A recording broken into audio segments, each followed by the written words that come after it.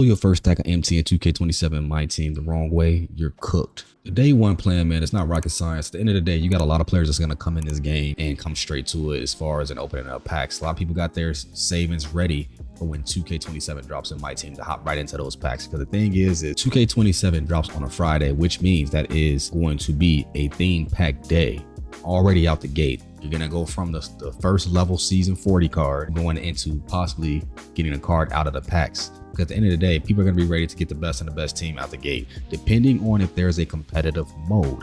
Because if there's a competitive mode, of course, people want to have the best team as possible for the upcoming weeks, depending on how that competitive scene would be. But if it's not a competitive scene, then I don't expect a lot of players to go ahead and open up packs. Why? Because there's no need to open up packs when there's nothing to compete for outside of tournaments here and there. But in the midst of there's no actual competitive scene brought to you by 2K, it's going to be a situation where you're going to need to either A, you want to invest in playing MyTEAM as the enjoyment and playing in tournaments outside of nature like Players Lounge or others, etc., or wagers at that. You will probably put in the effort of opening up those packs. So pretty much the day one plan is really just hopping on the game.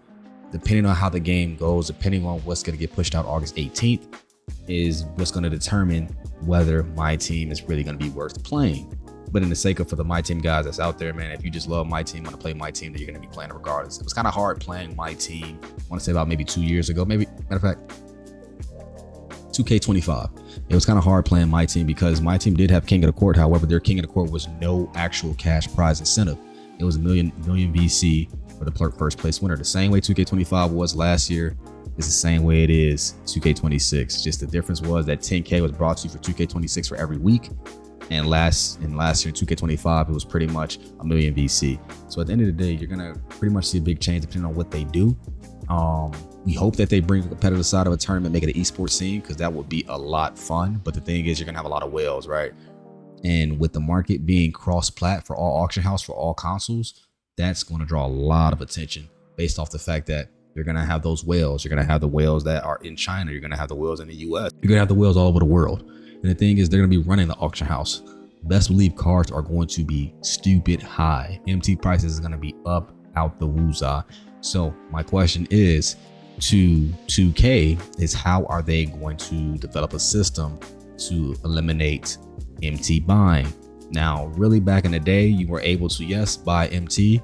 Am I saying that you were able to, like 2K allowed it? No, people found ways on buying MT, but when 2K started catching on, they started banning players because that's against TOS. However, they made the escrow in 2K26 to catch people on buying MT and etc., which some people got banned for it by being caught. Some people got banned for it by not doing it and mistakenly being caught by the AI, which I believe is an AI system that was doing that. It was triggering pretty much people that was putting up certain cards and etc.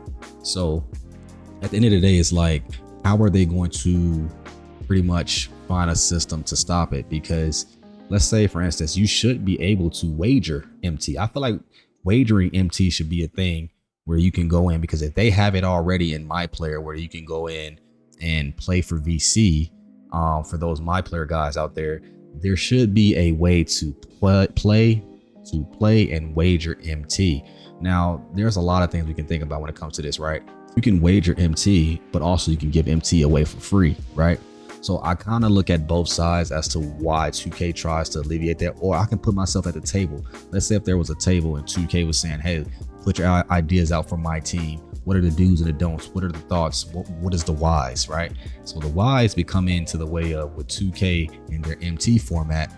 Because you wager MT, you're gonna have, once again, like I'm saying now, your creators like myself, right? Players that might want to go ahead and help you out build your team. They might just donate you MT, right? Because they can't get onto your account.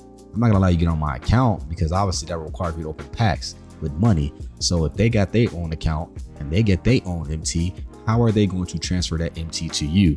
Well, it's going to be either A, by dropping a card, they buy the card, they give you MT, or B, we wager MT, I beat you, you get the MT for free. Or if they just say, hey, blow me out here, here's the MT. There's a lot of ways that can go wrong with the system of MyTEAM. It goes for everything though. You got Madden, you got, CFB college football and their MUT system. So at the end of the day, I can understand to see why, it's a risk with doing so, because you're gonna have a lot of complaints. Regardless of the fact the game cannot be perfect. They tried to do the AI system. and with the escrow. But the thing is they did the escrow, but the escrow took a decent amount of time, not even a long amount of time, depending on the card, because they had to verify it to make sure that it was pure. And I doubt they had an actual team. If they had an actual team, that is crazy, but I 100% believe it was AI. So at the end of the day, man, when it comes down to day one plan for my team, the day one plan is start your agendas. If you're a pack opener, you know, you're gonna be opening packs out the gate. Obviously, you know, depending on the competitive scene from the news I get further come, right? I'm gonna be looking at that.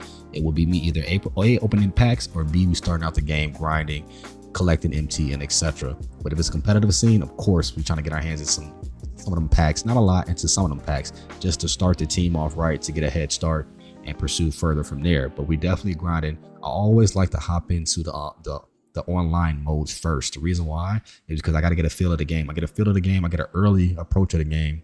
That's how we go. With online Showdown, it gives me a feel of the game to pretty much hop in and get to know my opponents to see who I'll be playing within the servers. Now, I'm very much curious in regards to how this is going to work, because if they're allowing all cross platforms, will there be all cross servers? What I mean by all cross servers, obviously keeping the US within the US, obviously China within China, and you know what I'm saying. But my thing is, when it comes down to all that, I like to find my opponent, see how my opponent's going to be playing, and pretty much some new opponents that I might see, but obviously some familiar faces I will see as well within me playing people. And I like to get ahead of the game. Season one, I want to say I was number one on the Showdown leaderboards.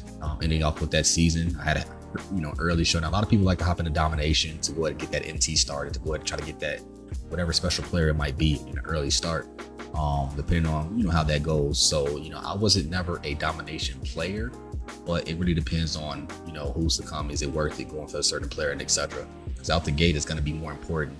Like day one cards, it's going to be definitely more important. Obviously the level 40 card is going to be important, so it really just depends on what drops, what news drop to what drops within the game for us to go from there. So pretty much that's just my day one plan.